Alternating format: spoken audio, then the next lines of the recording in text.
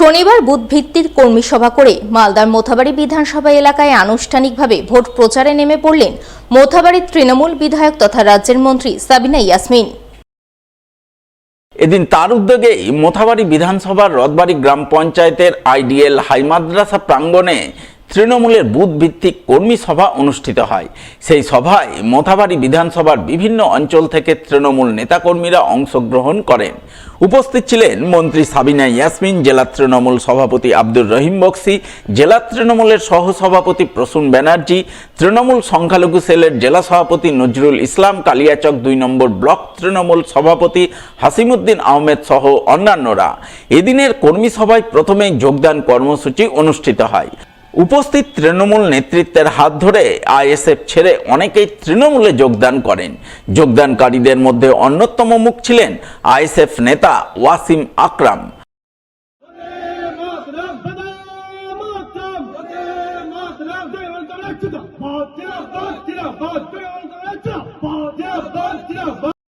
যোগদান কর্মসূচি সেরে শুরু হয় কর্মী সভা। সভায় বক্তব্য রাখতে গিয়ে উপস্থিত তৃণমূল নেতৃত্ব এসএআর সহ বিভিন্ন ইস্যুতে বিজেপির কড়া সমালোচনা করেন।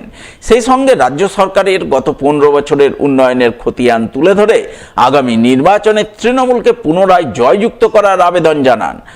এই নির্বাচন সাবিনা ইয়াসমিনের নির্বাচন নয়, এই নির্বাচন মমতা ব্যানার্জির নির্বাচন নয়, এই নির্বাচন মোথাবাড়ির প্রত্যেকটা মানুষ, প্রত্যেকটা বুথে বুথের মানুষ আগামী দিনে তাদের নিজ নিজ ধর্ম মাথা উঁচু করে পালন করতে পারবেন কিনা তার নির্বাচন।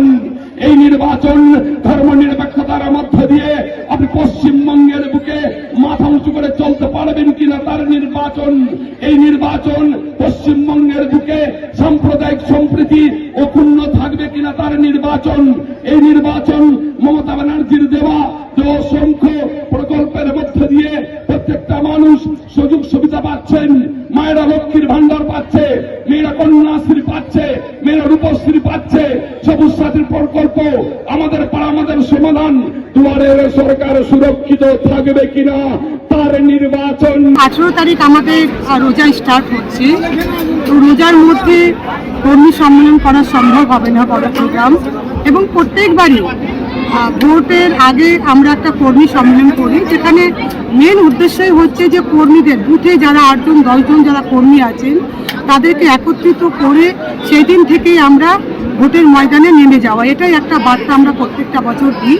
তারই একটা আয়োজন করা হয়েছে আজকে এই কর্মী সম্মেলনে। এবং ইন দ্য মিন টাইম, যেটা খুব খুশির খবর, এবং যারা ফলাও করে মানে কিছু ব্যক্তি বা কিছু দল ছড়ানোর চেষ্টা করছিল, আপনারা দেখেছেন কিছুদিন আগে, 1 মাস আগে এমন ভাবভঙ্গি করছে যে মনে হচ্ছে যে মোথাবাড়িতে তৃণমূলটা নেই, এখানে সব কংগ্রেস হয়ে গেছে, সব আইএসএফ হয়ে গেছে, সব নিম হয়ে গেছে, এরকম একটা ভাবভঙ্গি তৈরি করা হয়েছে। এবং এই মুহূর্তে আপনারা দেখলেন মঞ্চে জয়েন করলেন নিম পার্টি, যাকে মুখ করে প্রার্থী করে এখানে বিভিন্ন জায়গায় তারা বিষ ছড়ানোর চেষ্টা করছিল বা ভুল বোঝানোর চেষ্টা করছিল।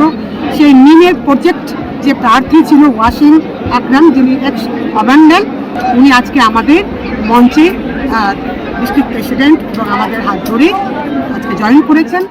104 বছরের পুরনো সংগঠন West Bengal sub ordinate forest service অ্যাসোসিয়েশনের 62তম রাজ্য সম্মেলন শনিবার শুরু হলো মালদায়, চলবে রবিবার পর্যন্ত।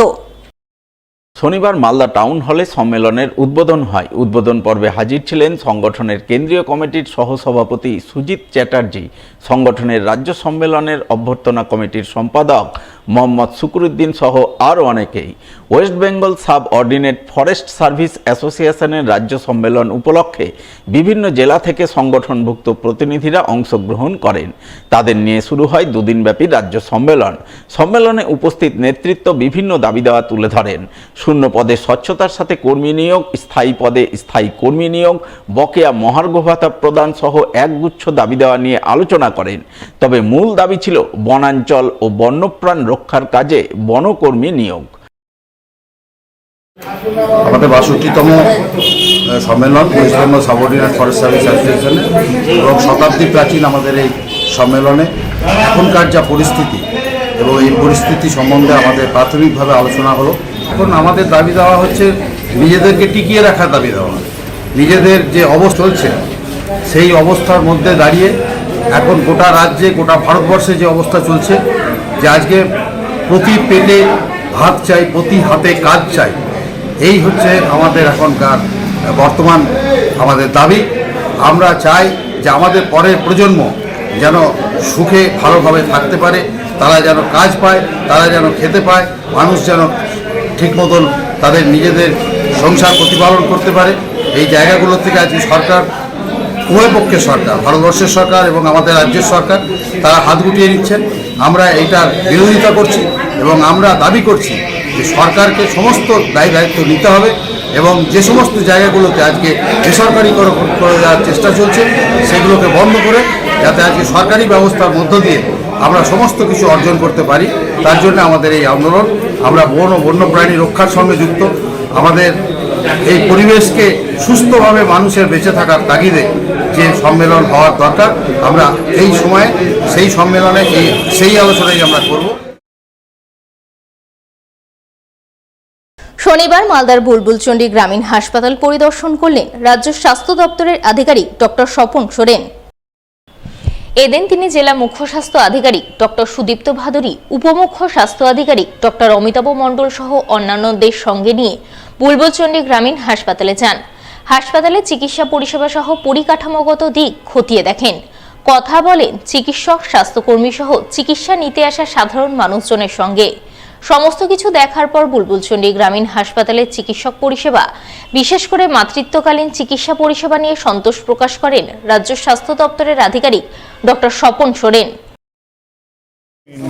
রেগুলার রুটিন ভিজিট করি, সারা পশ্চিমবঙ্গ জুড়ে আমি ভিজিট করে বেড়াই। তো আজকে অনেকদিন ধরে মালদায় আসার ইচ্ছে ছিল, এবার এসেছি। এসে এখান দেখছি আমাদের ডাক্তারবাবুরা খুবই নিয়োজিত প্রাণ এবং আমাদের সমস্ত এএনএম দিদি, সিএইচও, সুপারভাইজার সবার সঙ্গে কথা হয়েছে। তারা সমস্ত জনস্বাস্থ্যের যত্নবান হবেন সেই অনুরোধ রাখলাম। তারা সবাই একসঙ্গে কাজ করেন এবং সুন্দরভাবে কাজ করেন এবং আমরা চেষ্টা করছি এখানে একটা